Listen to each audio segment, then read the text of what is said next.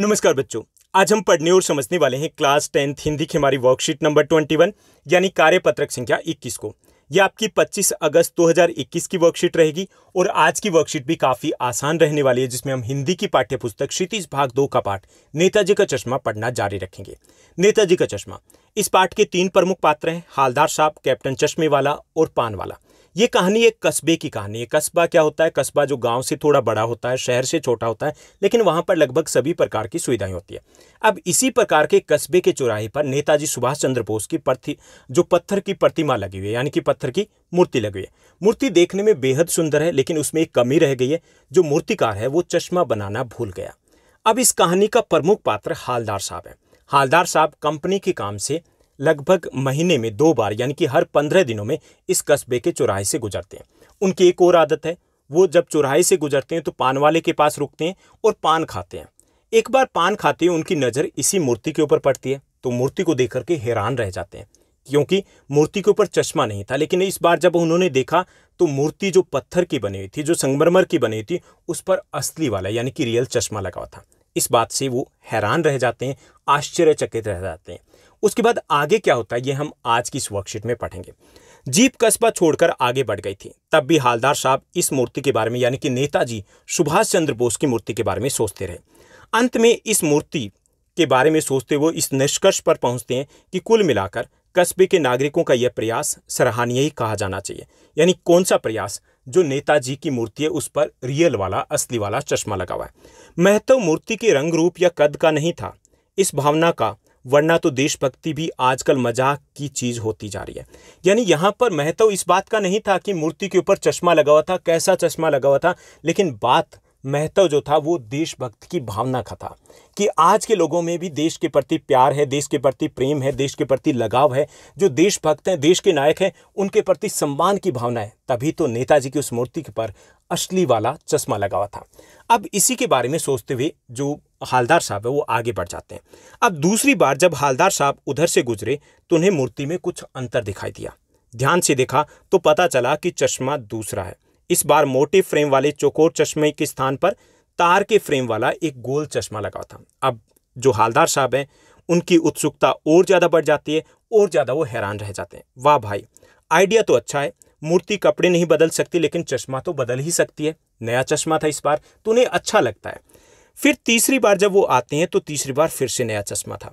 अब चौथी बार या जितनी बार आते हैं तो उनको हर बार एक नया चश्मा दिखाई देता है। हालदार साहब की आदत पड़ गई थी, यानी कि उनकी आदत क्या थी कि कस्बे से गुजरते समय वो शहर के चौराहे पर रुकते थे, पान खाते थे और मूर्ति को ध्यान से देखा करते थे। एक बार जब कौतूहल यानी कि उनकी जो उत्सुकता है वो दुर्दमनीय मतलब इतनी ज़्यादा बढ़ गई कि उसको रोका नहीं जा सका, तो उन्होंने पान वाले से पूछ लिया, क्यों भाई, क्या बात है? यह तुम्हारे नेताजी का चश्मा हर बार कैसे बदल जाता है? यानी चश्मा जो हर बार बदल जाता था उसके बारे में वो पान वाले से पूछते हैं। अब पान वाला क्या उत्तर देता है, क्यों बदल जाता है, इसको हम अगली वर्कशीट में जानेंगे। तो ये थी हमारी आज की वर्कशीट और आज की वर्कशीट का कंटेंट। अब देखते हैं कुछ कठिन शब्द, कुछ नए शब्द जो इस गद्यांश में प्रयोग में लाए गए हैं। तो यहाँ पे पहला शब्द है आपका कोतु। कोतु का अर्थ होता है आश्चर्य। कौतूहल का मतलब होता है उत्सुकता और दुर्दमनीय मतलब जिसका दमन करना बहुत कठिन हो, उत्सुकता जिसको कह सकते हैं। ओके, अब हम प्रश्नोत्तर की बात करेंगे। आज की इस वर्कशीट में 6-7 आसान से प्रश्न और एक हमें गतिविधि दी गई है। तो चलिए देखते हैं। पहला जो हमारा प्रश्न रहेगा, हालदार साहब किस मूर्ति के बारे में और क्या सोचते रहे होंगे? तो हालदार साहब नेताजी सुभाष चंद्र बोस की चौराहे पर लगी मूर्ति के बारे में सोचते रहे और वो पत्थर की मूर्ति पर लगे असली चश्मे के बारे में सोच रहे थे। ठीक, उसके बाद दूसरा हमारा प्रश्न दिया गया। दूसरा प्रश्न है, हालदार साहब को कस्बे के नागरिकों का कौन सा प्रयास सराहनीय लगा था? हालदार साहब को कस्बे के नागरिकों द्वारा पत्थर की मूर्ति पर असली चश्मा लगाने का प्रयास सराहनीय लगा। उसके बाद तीसरा प्रश्न दिया गया। तीसरा प्रश्न है, दूसरी बार उधर से गुजरते समय हालदार साहब को क्या अंतर दिखाई दिया और इससे उन्हें कैसा लगा? जब हालदार साहब दूसरी बार वहां से गुजरे तो उन्होंने पाया कि मूर्ति पर इस बार मोटे फ्रेम वाले चश्मे के स्थान पर तार की फ्रेम वाला गोल चश्मा था, यानी कि चश्मा बदला हुआ था। हालदार साहब को यह आइडिया अच्छा लगा कि मूर्ति कपड़े तो नहीं बदल सकती पर चश्मा तो बदल ही सकती है। उन्हें लगा कि देश यहाँ के जो नागरिक है उनमें कम से कम देशभक्ति की भावना तो है। ओके, उसके बाद चौथा जो हमारा प्रश्न रहेगा, चौथा प्रश्न है, बार बार कंपनी के काम से जाते हुए हालदार साहब किस बात के आदी हो गए थे। आदी होना मतलब आदत हो जाना, ठीक। तो बार बार कंपनी के काम से जाते हुए हालदार साहब को चौराहे पर रुकना, पान खाना और मूर्ति देखने की आदत हो गई थी। उसके बाद 5वां प्रश्न दिया गया। 5वां हमारा प्रश्न है, गद्यांश में आए विदेशी शब्दों को छांटकर हमें लिखना। विदेशी शब्द कौन से होते हैं? जो विदेशी भाषा से हिंदी में आए, वो कौन से शब्द हैं? विदेशी शब्द हैं, ठीक। तो इसमें फ्रेम, आइडिया, ये दोनों अंग्रेजी भाषा के शब्द हैं। चश्मा है, ये फारसी भाषा का शब्द है। कस्बा, ये उर्दू से आया शब्द है। ओके, तो ये चारों शब्द क्या है? विदेशी शब्द हैं। अब हम छठे प्रश्न की बात करेंगे।